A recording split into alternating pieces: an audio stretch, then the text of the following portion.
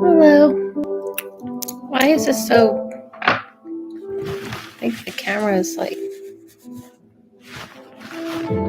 This is bright.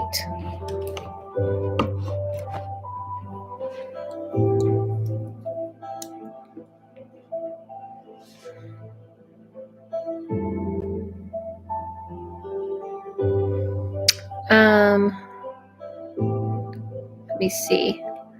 I'm just setting stuff up. This feels like it's bright.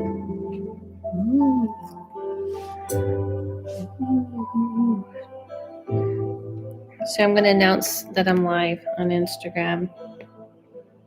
So I can say, I'm live right now.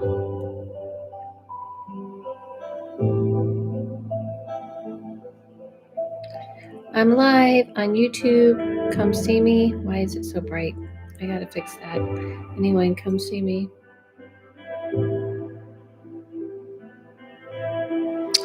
Okay. I have to look at this. Hi, Victoria. Hello, Nicolette.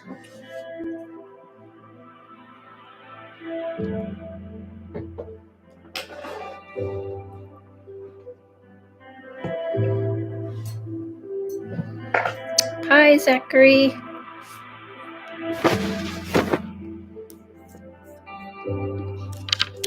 How's everybody doing?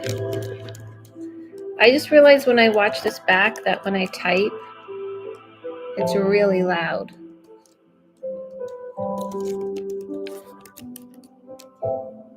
Nikki! Yeah, I haven't seen you in so long.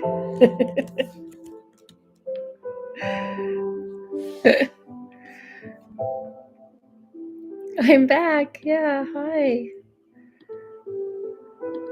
Doing really good? How's the readings going?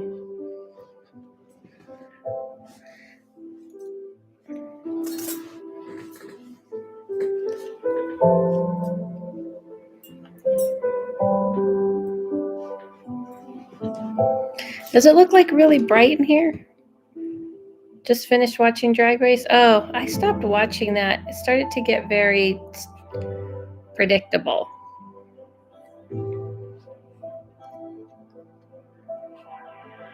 Great, we have more tomorrow. Awesome. Yeah. It started to get just really, really predictable, so I started to get bored.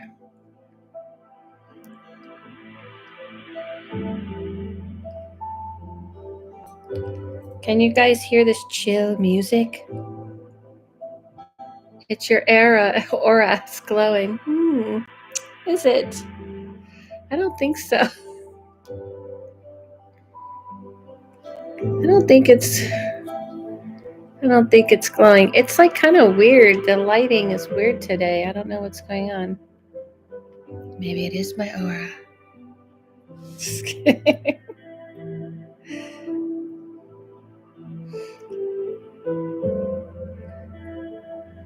I like the chill. Me too. It makes me feel really good. You know what I mean?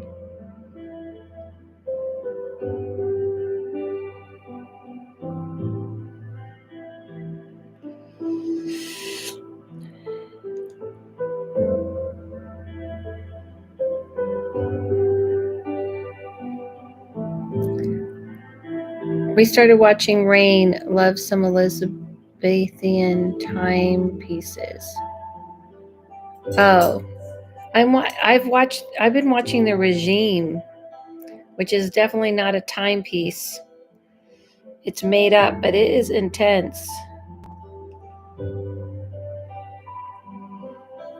What's that? The Regime? It's with Kate Winslet from the Titanic. And it's like a made up time where she's like, it's modern, but she's like, she's crazy. She's a crazy, wacky ruler. And it kind of, I read about, it's based on like all the rulers together. You know what I mean? Like it's like based on a lot of different they just kind of like put all of them together. You know what I mean? Like Queen Elizabeth and Margaret Thatcher, and any type of woman in power in Europe. I think that, yeah. And they kind of mushed the character together, and she is cuckoo crazy. But but that's her character. It is really interesting. I agree. And I was like, excuse me.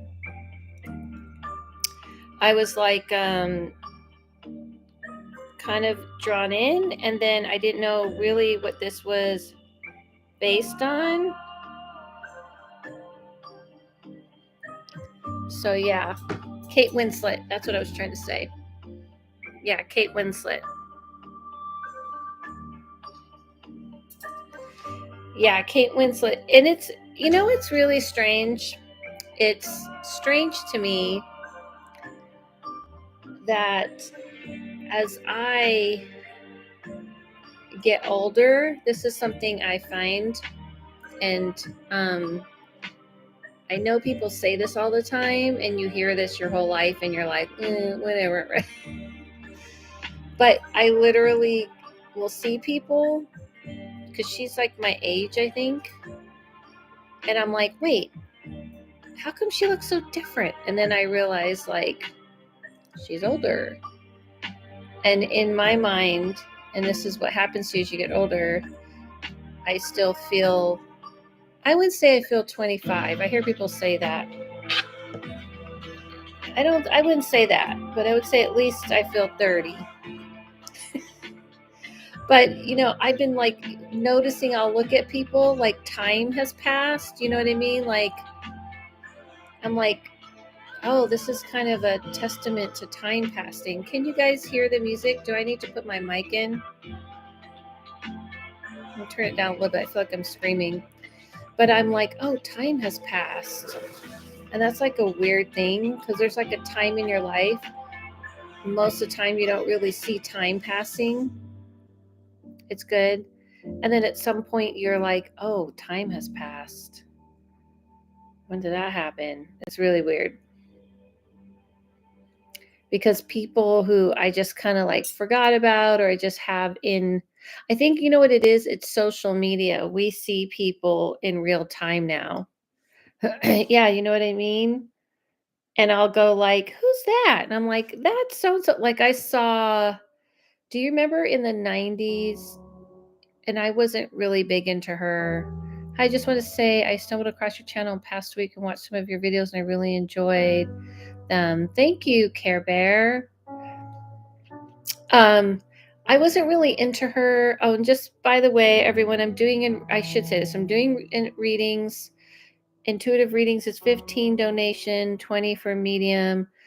The information, if you can use my like Venmo, PayPal, or Cash App, because I don't really monetize on here, especially because I play music. They kind of don't monetize it, so I don't really see whatever super chat money comes in ever.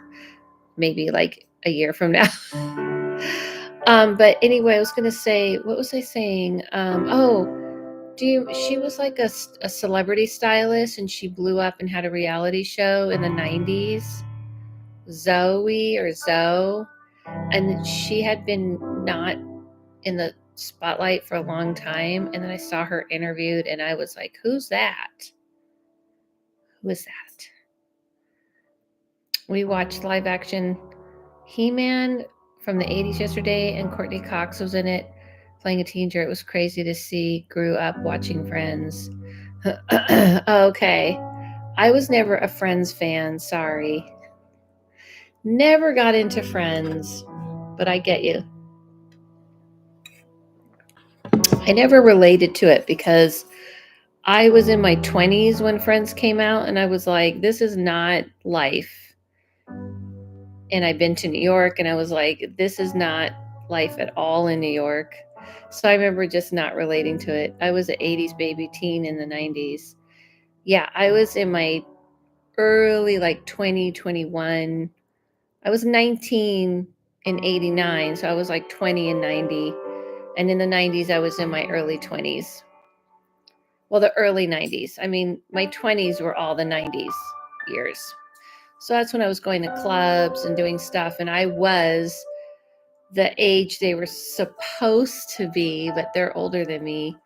In the, you really don't look it. Thank you, Care Bear. But they're like, I think, yeah, I think they were playing our age at the time, but they were like 5 to 10 years older.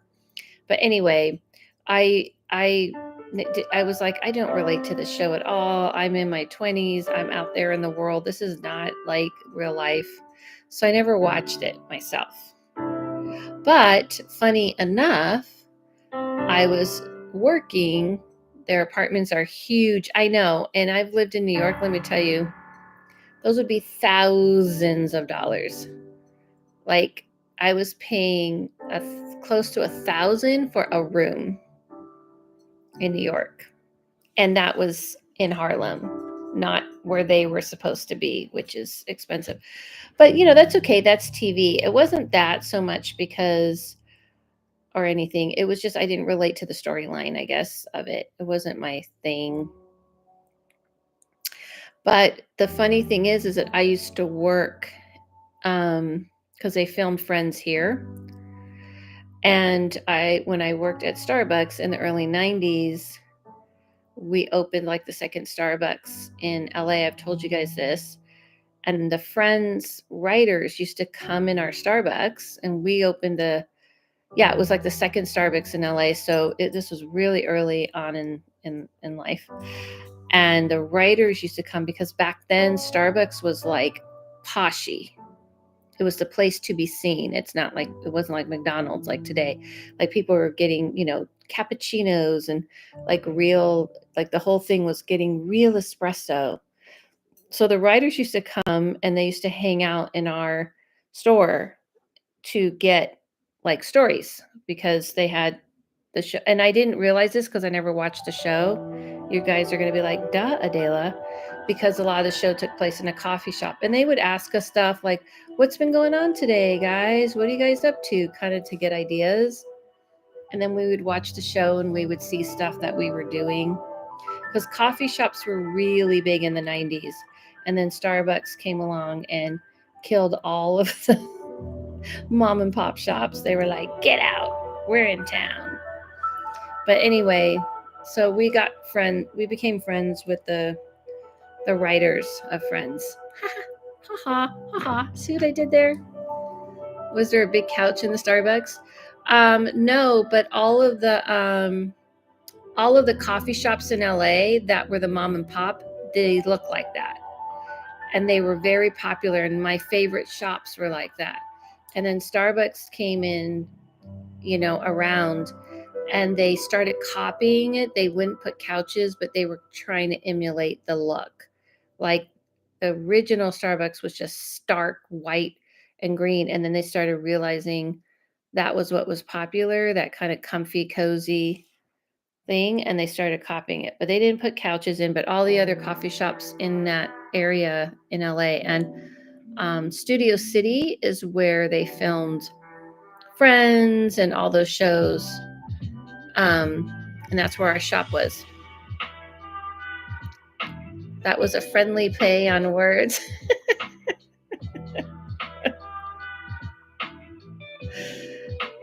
You got me.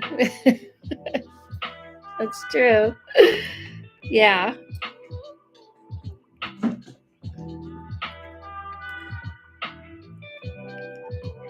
So it's funny because I'll think back to those times. When you think back in your 20s, it's very weird because you're like really kind of trying to figure things out. And then when you get in your 30s, you're like, I think I have some things figured out. You're a little more conscious of yourself, where you want to be doing.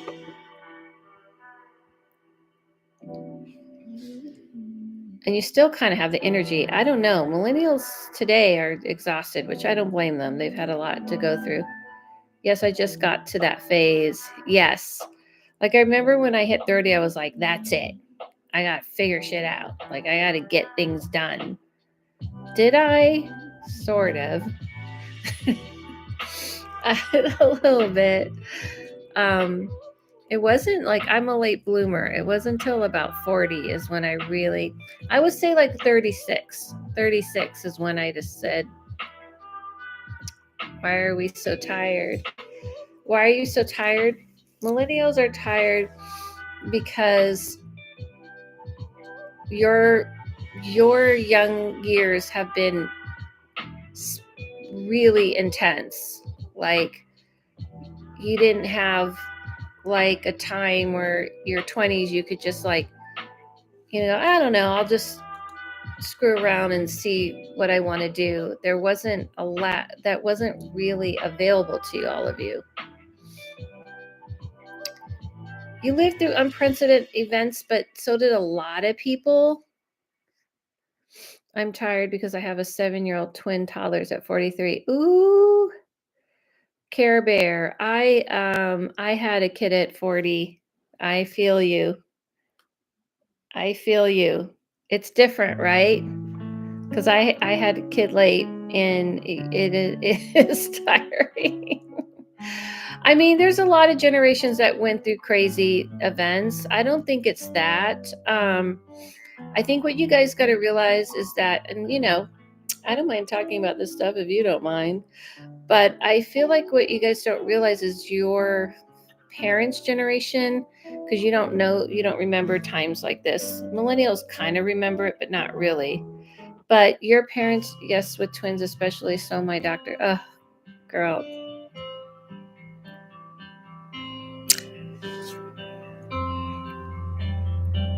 That's what I say to you. I think all women who are doing that job as mother, but doing double at the same time.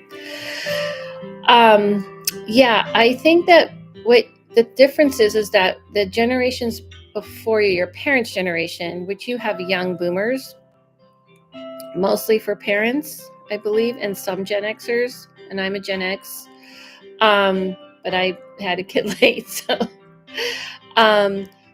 they had a lot more, like the world was different. So let me give you an example. If you couldn't pay a bill, let's say, right?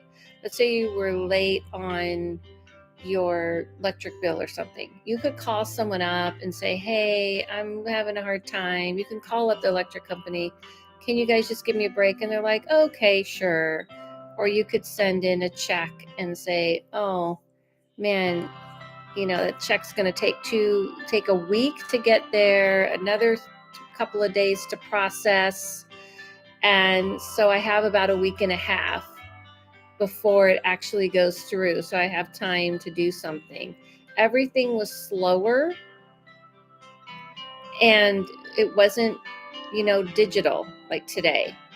Like I remember there were, thank you, being a mom is an incredible and exhausting. Exactly. But give yourself credit. It's incredible, but it's not for the faint of heart. So like, it wasn't like today where it's like, you have a bill. Do you have a debit card? Do you have a card? I mean, today it's like this second, this minute, this very moment. Back then you could like buy time. You got to understand, like, the boomer generation could not pay a phone bill for 3 months and get away with it fine. They wouldn't cut your phone off. You would just call and say, yeah, I'm doing, can I just like pay a little something and then I'll pay rest. It was like that because phones were like in the wall. So cutting a phone off was kind of a big deal. I mean, they could like cut it off per se, but it was a little different. People could call up and say, hey, can I just have a few months? You had to go to the bank to get cash. So it was like everything was slower. You could write a check for groceries, and that check would take a week, sometimes 2 weeks. You see what I mean? So people had time more, it was slower. And your generation was the first to have everything speed up. Like your generation was like digital right now, pay me now, get it out now, give it to me now. It wasn't like that. Even I never thought of it that way. Yeah, I've always tried to explain this to people because this is perspective. I posted a video on that about true empathy is having perspective and understanding different points of view. And every generation has its hardship and its difficulty. Like my generation, it was slower and we had jobs galore, but we were the first generation that wasn't going to make as much money as our parents. And they trashed us. We were raised by the older boomers. So they were already talking about us like we were, they literally called us losers, slackers, lazy, good for nothing type of thing. Just watch The Breakfast Club and those type of movies. That's how it really was. And so we rebelled against the system and we wanted to have a voice. Hence, now we have the internet. But at the same time, although there was a lot of terribleness, the good part about it was we had lots of jobs, even if they were shitty jobs, but it was easy. You could just walk in. I would just walk into a place and be like, "You hiring?" And they're like, "Yeah." "Okay, can I give you my resume?" "Oh, sure, we can talk right now." "When can you start?" "Are you available?" "Yeah, I'm available all the days." You just need to say, "Yeah, I'm available whenever." And they're like, "Great. You think you can start like next Tuesday?" "Sure." If you got sick of that job, you just dumped it and you can get another job. And they were begging for us to work because we were a small generation. So it was very different time. So climbing the corporate ladder and all that stuff was a part of that time. So in a lot of ways, we had that easier. So we weren't as grown up as you guys. We also, you have to realize every generation is different. The Gen X generation, we were raising our parents' younger children, our siblings, and like I had older siblings and their kids, my siblings' kids. So we were kind of grown up very young. So it just didn't seem like a big deal when we became grown up. We looked at it like, well, we can at least do what we want now and play. Hi, Timothy. So your generation is like had to be serious very quickly. Does that make sense? Like we were kind of like on our own since we were 10 and we were like wild and crazy and free. And by the time we became adults, we were like, well, we got money now to do whatever we want. And we were like, we're not going to be boring adults like these guys. Screw that, But you guys kind of had to like buckle down and get your shit together because the world was so much faster and demanding. Like you need to have your stuff together right this minute. No social media either, which was good for me. No evidence. We had to get photos developed. It made you more present. Yeah, I think people always say that, but honestly, I don't feel like people were any more present. Just my opinion. I think we have selective fond memories because honestly, we were kind of always on to the next thing in that time. Like we were focusing on the future. If you look at, you're younger than me, Care Bear. I'm 53. I'm older than you. You're kind of a millennial, Gen X. We were kind of obsessed with the future. Like in the 80s, if you look at all the movies, they were all about the future. We were obsessed. We wanted technology. We wanted progression. So I hate to say this, but in our time, we were trying to escape. We were trying to escape our homes. We were trying to escape our families. I don't feel like we were that present.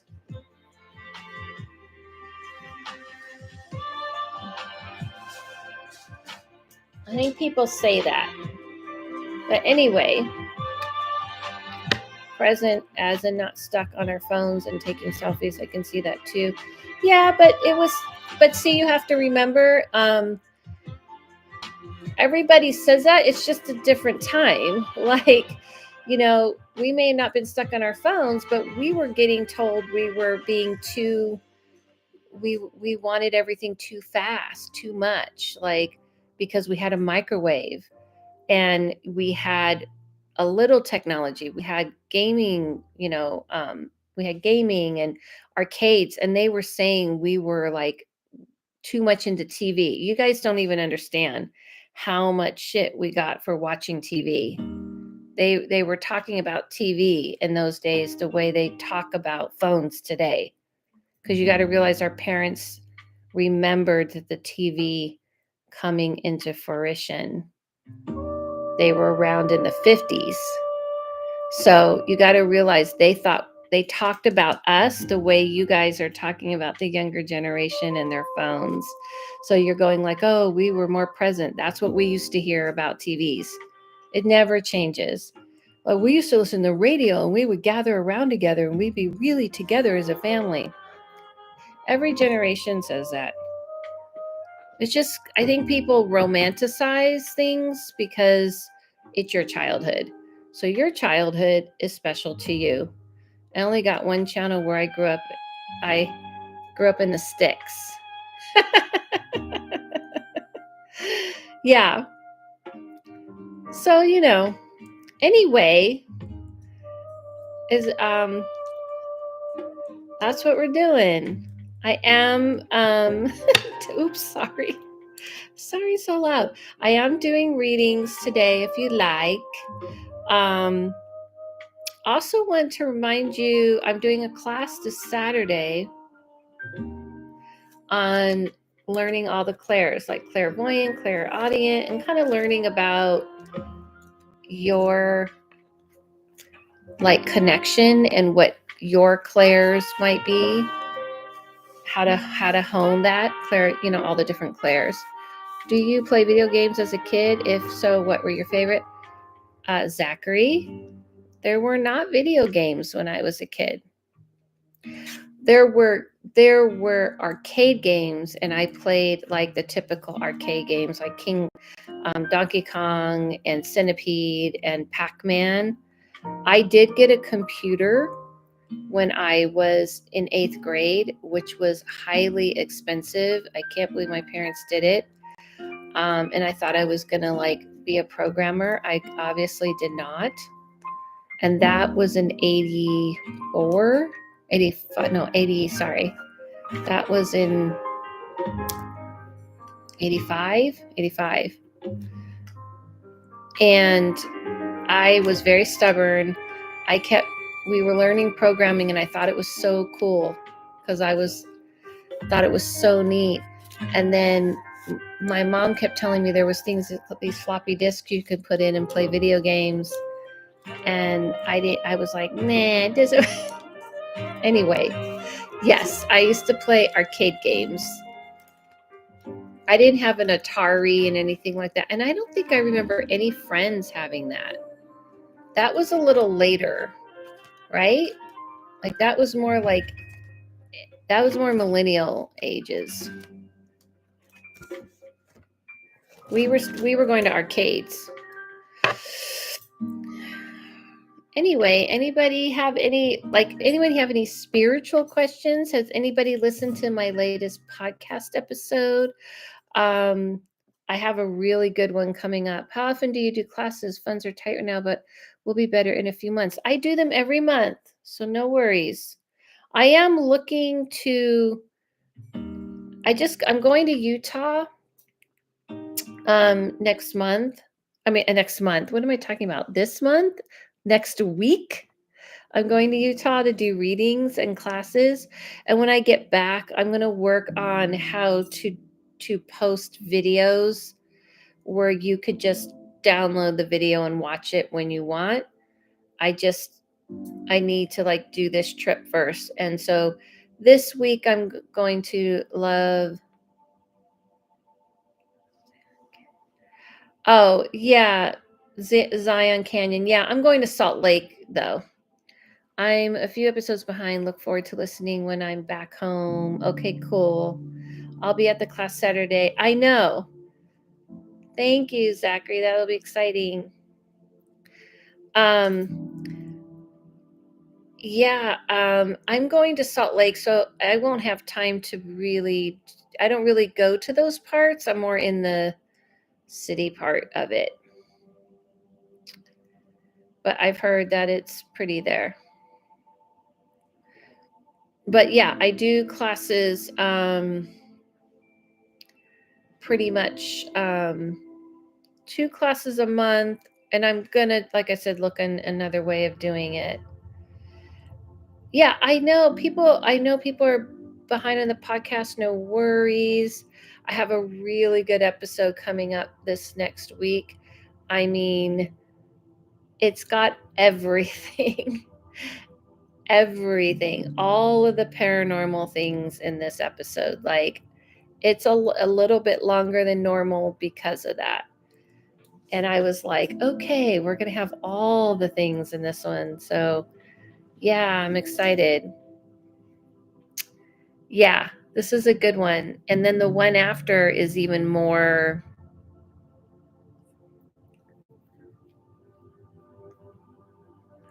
The one after is going to be even more interesting. You'll see. It's people are sending in some good ones. So don't forget to just send in your stories. So anyway, I'm doing all the talking, I guess, because I have to do all the talking because I'm the one on here.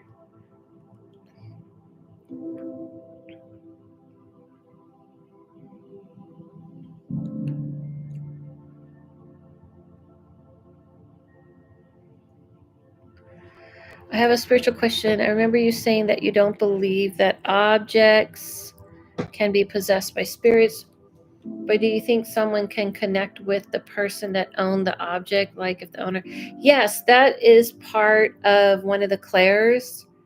It's when you touch something and you can feel the energy. Absolutely. I don't believe objects can be possessed. I do believe spirits can kind of push themselves into like statues, though, and pictures. In other words, I feel like when they're using like a face or something like this, they can kind of put their energy, their spirit kind of in that space, if that makes sense. Yeah, when I was a kid, I used to see somebody looking through me through a picture, and I've seen this before. And I've also done house cleansing where they're in statues, and I had the worst story happen to me. It's the first time I heard something out loud. It was not fun. Anyway, and it was in the statue, and someone purposely put like allowed this spirit to be in the statue.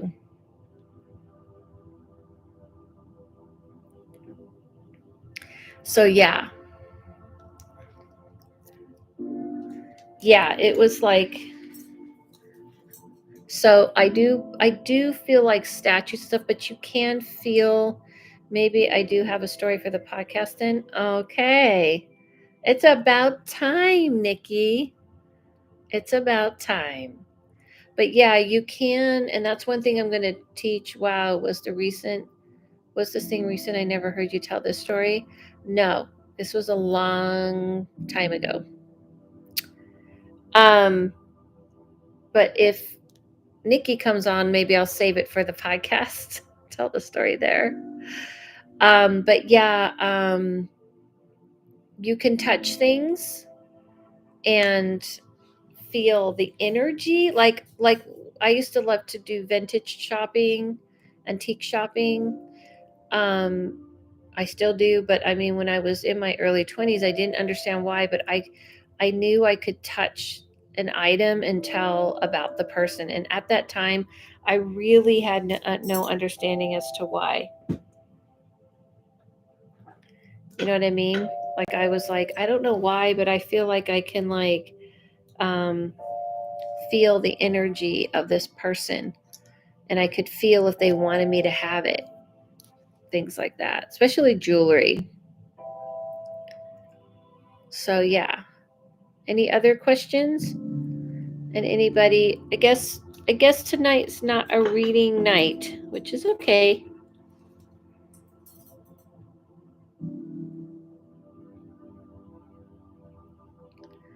But yeah, I had a thing happen. Um, it was not pleasant. It's one of the times.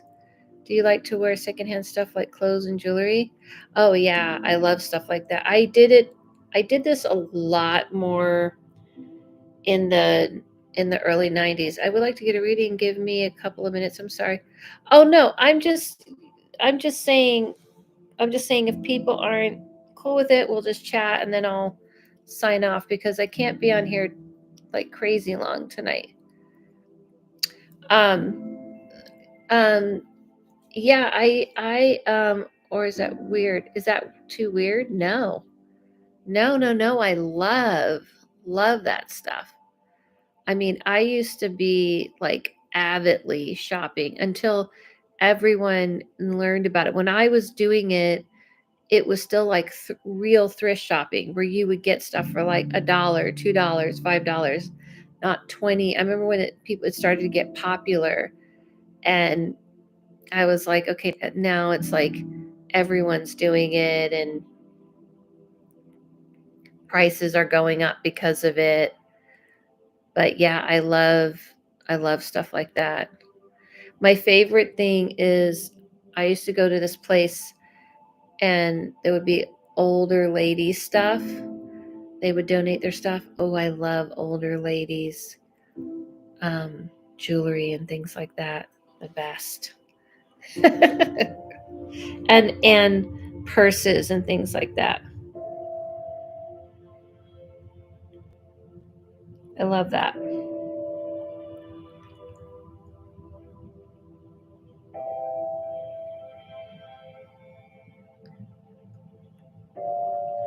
So yeah, for sure. Why would you think it's weird? Because it's like got people's energy. I'm trying to tap into visuals on clairvoyance with meditations and practicing in the best I can. I like to tap into that more after I've been having some visions I can't explain lately. Oh yeah, it's good.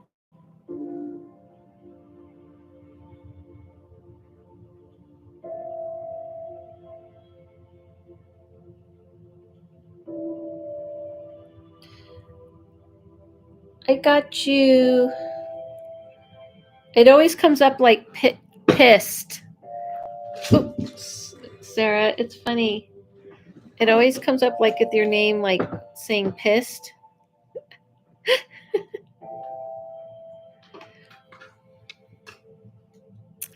Okay, Sarah, that's Peyton. I know, but it literally comes up PST. Okay, cute. Okay, what's your question?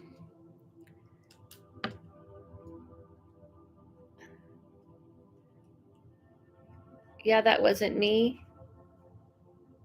Oh no, that was Peyton. Oops, sorry. I'm my bad. My bad. Okay, let's go to Peyton then. Sorry about that. What question do you have?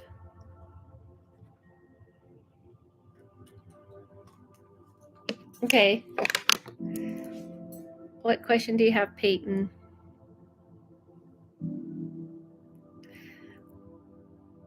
Okay, I was like, wait, what? I was like, huh? Ever since you did a reading with my great grandfather, I feel like I can see her on my ceiling sometimes. Am I crazy? Um,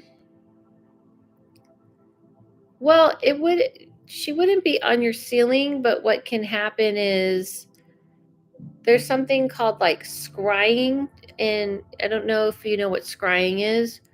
And scrying is when you can make out images in anything. Like some people do scrying in crystal ball scrying. They actually do scrying. People can do scrying looking into tea leaves or looking into coffee grounds.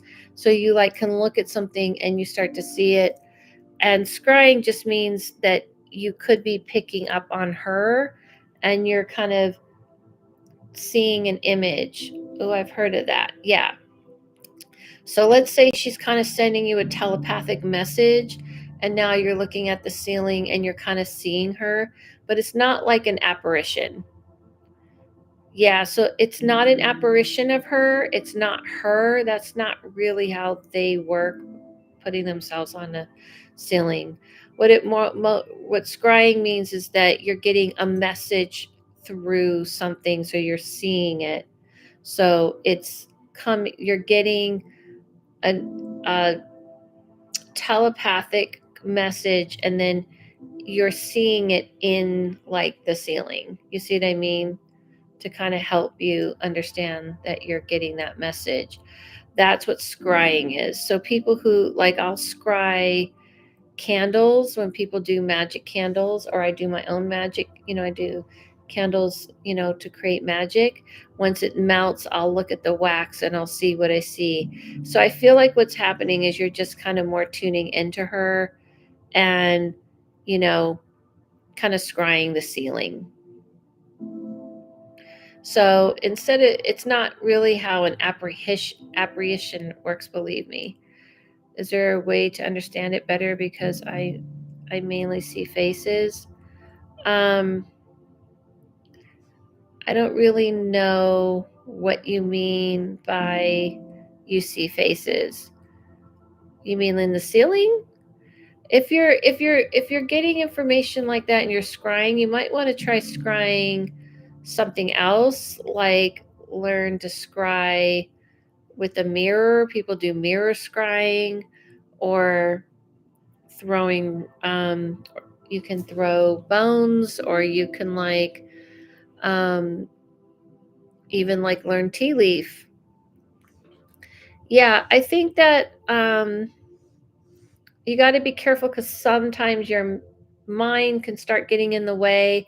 So if you really want to try to see if you're getting a message, then I would like maybe look into tea leaf readings. That might be your gift, your thing, scrying, being able to see and get messages through looking at something. So I would look into scrying and learning it. It's pretty cool. And make sure, you get like someone who's been doing it a million years. I used to know someone who was a really great tea leaf scryer. But it's kind of interesting because it's similar to how I see things. It's not similar to how I see things, but she would see things, but the way she would get her information is scrying into tea leaves. Think you really needed the clarification. So instead of her, I would say, can you just sit in front of me and tell me what you see? And she's like, no, I need to use the tea leaves to kind of tell me what psychically I'm getting. And then she would get pictures in them. So I feel like that's what you're doing, which is kind of cool. Yeah. You guys should always check out tea leaf readers and coffee ground readers. They're pretty neat. The ones who are legit.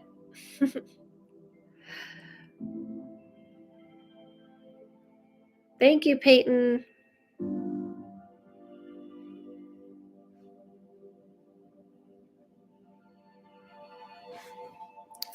Hey, Sarah, I got you.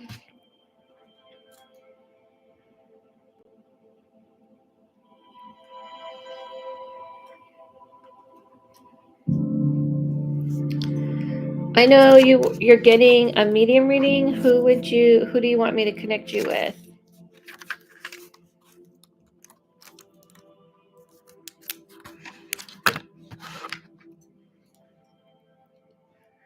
I would like to talk to my cat just passed. Okay. With animals, I always just like to prepare people. The animals will be very blunt, like they're not going to be careful with your feelings. They're just going to say whatever. They don't have a problem with death. They don't have an issue with death, so they're pretty comfortable with it.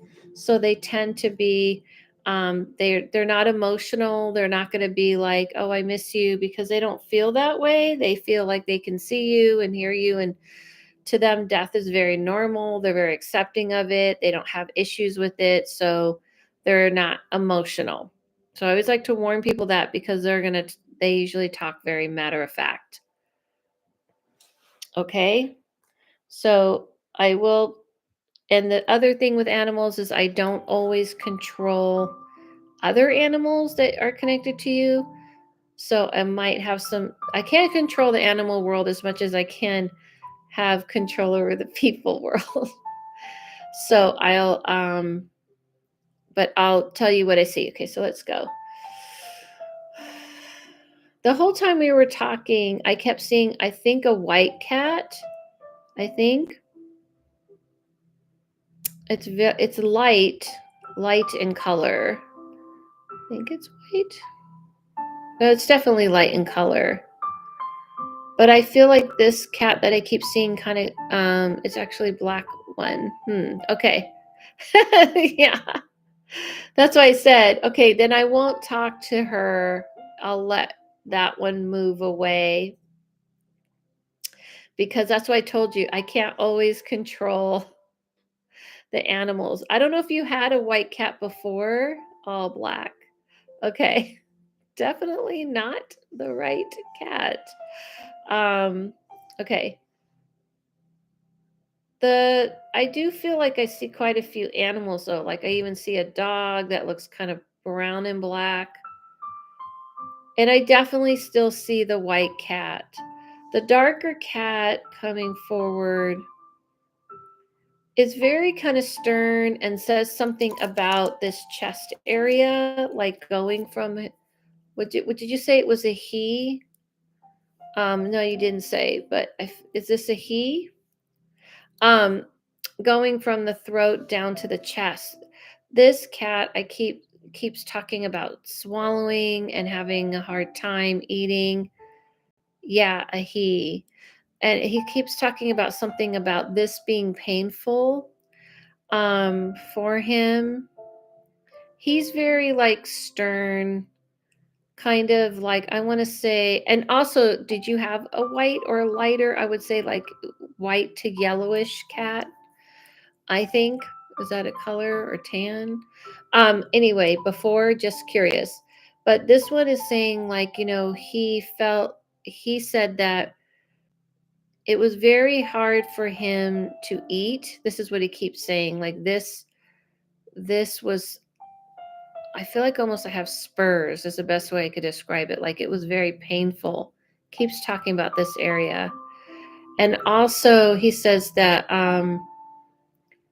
he felt like he tried, and the reason why I saw him walking very like prominent is because he felt like he really put up a good fight, and he was pretty brave. And he's saying something like, I didn't really show my pain. I know a lot of cats don't, but he's saying like, I don't feel like she knew what was going on with me. She didn't know what was happening or something, and not to blame yourself. It just happened. Were you not there or something? Yeah, we didn't know what was going on. Okay. He says this happened, come on, suddenly. And kind of do you know what he's talking about this area? Because he keeps talking about this area. He says that he felt like for you, he was definitely an emotional support cat. Yes, the downfall was super quick. But do you know about this area? He says he feels like when he was alive, he was definitely like an emotional support. He kind of helped you with anxiety. He's very, very strong, very sturdy, very I want to say like steadfast. Like he kind of kept, I want to say like himself together. That's what he's saying. He goes, I feel like I helped her. He had a hard time eating at the end and also pooping. But did you know what happened? Because the feeling I get from him is almost like something was stuck here. This whole digestive system, I think, was messed up. The whole like eating, swallowing, digesting. Anyway, he reminds me of like a chill guy. You know what I mean? He just got really weak and we decided he was too far gone. Okay. He says, I'm not upset about it. He goes, my body just went into this bad place and then I was just ready to go. And he's like, he just reminds me, you know what? If he was a human, he'd be like the guy sitting in the corner, like smoking a cigarette and be like, who are you? Interesting. That's what he says. I tried to be even keel for her so that she could feel safe. She had, a strong male energy to rely on. He just was very independent. Some cats can be very needy. He doesn't feel like that at all. Um, he says something about like he really enjoyed the soft. Does he have any message for my mom? The cat was very appreciative. I can only really kind of do this for you. I can only go by what they tell me. If you ask me a question, then my brain goes into play. So I'm just going by what he's telling me. Oh my God, male energy, haha. So he's kind of more talking to you.